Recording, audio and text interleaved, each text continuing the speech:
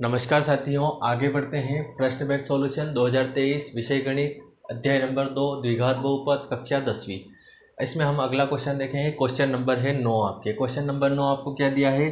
तो द्विघात बहुपद t² -15 के शून्यक ज्ञात कीजिए और बोला है शून्यकों तथा गुणांकों के बीच के संबंध की सत्यता की जाँच कीजिए। तो यहाँ पे आपको क्या करना है? तो यहाँ पे आपको शून्यक निकालने हैं और उसके बाद संबंध की जांच भी करनी है। तो देखो शून्यक निकालेंगे कैसे। जैसा कि हमने क्वेश्चन नंबर 7 हल किया था, उसमें हमने ये देखा था कि शून्यक निकालने के लिए 4 पद होना हमारे पास ज़रूरी है, लेकिन यहाँ पे तो हमको 2 ही दिए गए हैं। अदर क्वेश्चन में हमको 3 बहुपद दिए जाते थे, लेकिन यहाँ पे तो 2 ही दिए हैं। अब 2 पदों से हम शून्यक कैसे निकालेंगे, तो आइए समझते हैं। देखेंगे गाइस, आपने देखा होगा कि जब दो समान संख्या रूट में होती है और उनका गुणा किया जाता है तो वो संख्या बाहर आ जाती है और एक ही बार लिखा जाती है। ठीक है, तो यहाँ पे अगर हम बात करें √15 और √15 की, अगर हम √15 का गुणा √15 से करते हैं तो संख्या बाहर आके क्या हो जाएगी? 15 हो जाएगी। ठीक है गाइस, तो अभी हमारे पास ये वाली संख्या है 15 बाहर है, तो क्या हम यहाँ पे √15 × √15 कर सकते हैं? तो बिल्कुल कर सकते हैं। तो यहाँ पे t² माइनस यहाँ पे लिख देंगे √15 × √15। अगले स्टेप में हम देखते हैं कि √15 2 बार आया है तो एक ही बार लिख के लगा देंगे घात यहाँ पे 2। ठीक है, उसके बाद क्या देखते हैं हम यहाँ पे, तो a² - b² का यहाँ पे जो है फॉर्मूला अप्लाई कर सकते हैं। यहाँ पे क्या हो जाएगा? a² - b², एक बार प्लस में और एक बार माइनस में। तो यहाँ पे इसको भी लिख देंगे t + √15 और t - √15, स्टेप से लिख देंगे इसको। ठीक है गाइस, एक बार प्लस में लिख दिया और एक बार माइनस में लिख दिया, बस हो गया हमारा काम। शून्यक निकालने हैं तो हो जाएंगे। यदि इस t + √15 को मान लेते हैं 0 के बराबर, तो t का मान क्या आ जाएगा आपके? तो t का मान आ जाएगा -√15। ठीक है, पहला शून्यक। उसी प्रकार से दूसरे वाले को भी मान लेते हैं। यदि t - √15 बराबर ले लेते हैं 0, तो t बराबर हो जाएगा प्लस का √15 और ये हो जाएगा आपके दूसरा शून्यक। तो ये 2 शून्यक हो गए आपके।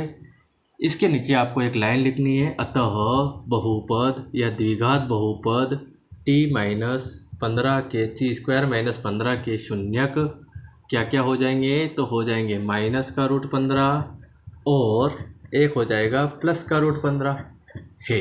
ठीक है गाइस, ये हमारा आधा क्वेश्चन सोल्व हो गया है। अब आगे और करेंगे तो हमें जांच करनी है। किसकी जांच करनी है? शून्यकों और गुणांकों के बीच सत्यता की। तो लिख देंगे यहाँ पे जांच करने पर। क्या लिख देंगे? जांच करने पर। तो पहली जांच करेंगे शून्यकों का योग। क्या लिखेंगे? शून्यकों का योग। अब शून्यकों का योग मतलब अल्फा प्लस बीटा। ठीक है, अल्फा क्या हो जाएगा? तो पहला वाला शून्यक अल्फा हो जाएगा, दूसरा वाला बीटा जो है, दूसरा वाला जो शून्यक है वो बीटा हो जाएगा। तो अल्फा हो जाएगा माइनस का √15, ठीक, प्लस बीटा हो जाएगा प्लस का √15। अब -√15 और प्लस √15 तो हो गए कैंसिल, क्योंकि एक माइनस का है एक प्लस का है, तो आंसर आया 0। ठीक, अब हमारा जो है अल्फ़ा प्लस बीटा एक्चुअल में क्या होता है? तो होता है -b/a, मतलब x का गुणांक और x² का गुणांक। ठीक है, एक तो होता है x का गुणांक और एक x² का गुणांक।